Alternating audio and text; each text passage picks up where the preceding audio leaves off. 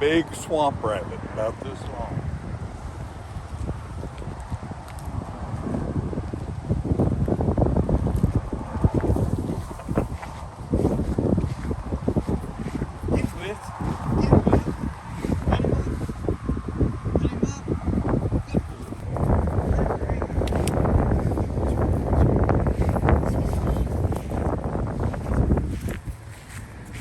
Up under this concrete here, I'm sure.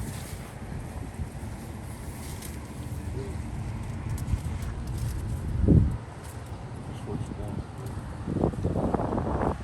Oh, he got it. He got the rabbit, I think. Come here, Blitzen. Come on, Blitz. Come here, puppy.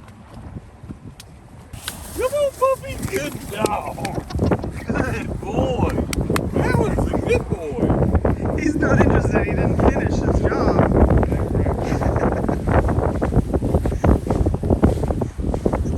Good puppy.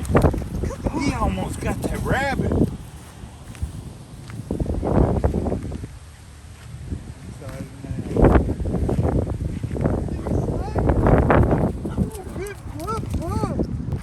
We're right off the banks of the Platte River outside of Omaha, Nebraska.